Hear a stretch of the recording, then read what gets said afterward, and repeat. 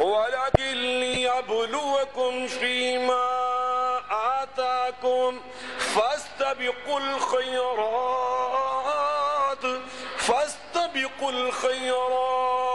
إِلَى اللَّهِ مَرْجِعُكُمْ جَمِيعًا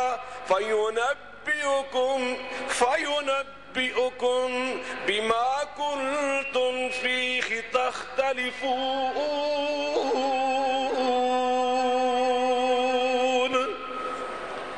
لِكُلٍّ جَعَلْنَا مِنْكُمْ شِرْعَةً وَمِنْهَاجًا، تم میں سے ہر ایک کا ہم نے الگ الگ راستہ بنایا۔ یہ کون کہہ رہا؟ جو خالق اور مالک ہے، سورج چاند کو ایک ہی راستے پر چلنے کا پابند کرنے والا۔ پہلی رات کا چاند ہے، چاہے دوسری کہے، چاہے 10ویں کہے، چاہے 14ویں کہے، چاہے 29ویں رات کا چاند ہے، ان تمام نے ایک ہی راستے پہ چلنا ہے۔ لیکن انسانوں جب تمہاری باری آئی، اللہ فرماتے ہیں لِكُلٍّ جَعَلْنَا مِنْكُمْ شِرْعَةً وَمِنْهَاجًا، تم میں سے ہر ایک کا ہم نے الگ دین بنایا، الگ شریعت بنائی، الگ راستہ بنایا۔ کس نے بنایا؟ بات دل پہ لکھتے جائیں، یہ بنیادیں ذہن میں بٹھاؤ گے، اگلی بات تب سمجھ آئے گی۔ جعلنا، تمہاری الگ الگ شریعت اللہ فرماتے ہم نے بنائی۔ کسی نبی اور پیغمبر کا نام بھی نہیں لیا، کسی ولی اور کسی بزرگ اور کسی عالم اور کسی روحانی شخصیت کا نام نہیں لیا، فرمایا یہ کام ہم نے کیا۔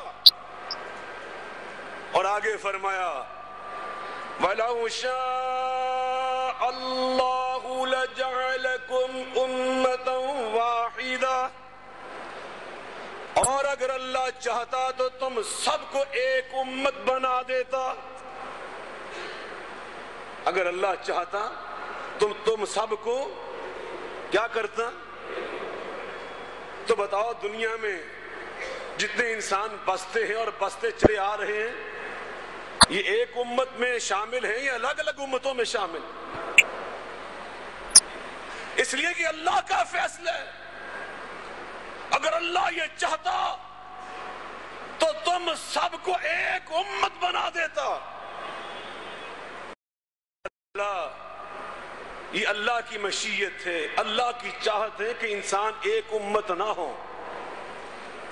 اگر اللہ کی چاہت ہوتی کہ سارے ایک امت میں شامل ہوں تو اللہ کے لیے کوئی مشکل تھا کہ وہ سب کو ایک امت میں شامل کر دیتا؟ کسی میں جرت ہی نہ ہوتی کہ میں انحراف کروں اور اس ملت سے نکل کے اس ملت میں چلا، سب ایک امت میں شامل ہوتے۔ لیکن جب اللہ نے نہیں چاہا بلکہ یہ چاہا کہ یہ الگ الگ ہوں، ان کے دین الگ، ان کی شریعتیں الگ، ان کے راستے الگ، اس میں حکمت کیا ہے؟ اس میں فلسفہ کیا ہے؟ لاجک کیا ہے؟ اللہ تعالیٰ اسی آیہ مبارکہ میں بیان فرماتے ہیں، اس میں فلسفہ ہمارا یہ ہے وَلَكِنْ لِيَبْلُوَكُمْ فِيمَا آتَاكُمْ، اللہ نے الگ الگ شریعتیں عطا کرنے کے بعد یہ چاہا تمہیں آزمایا جائے، تمہیں پرکھا جائے، تمہیں جانچا جائے کہ تم کس کردار کو پیش کرتے ہو اور کس انداز پہ چل کے اللہ کو دکھاتے ہو۔ فَاسْتَبِقُوا الْخَيْرَاتِ، بس میں تمہیں یہ دعوت دیتا ہوں تمہارا مالک اور خالق ہونے کے حوالے سے، فَاسْتَبِقُوا الْخَيْرَاتِ، اچھائی کے کام، خیر کے کام، بلائی کے کام، خیر خواہی کے کام، ہمدردی کے کام، محبت کے کام، ایک دوسرے کی خدمت کے کام، ان میں آگے بڑھنے کی کوشش کیا کرو کہ ہم کسی سے پیچھے نہ رہ جائیں، ہم کسی سے پیچھے نہ رہ جائیں۔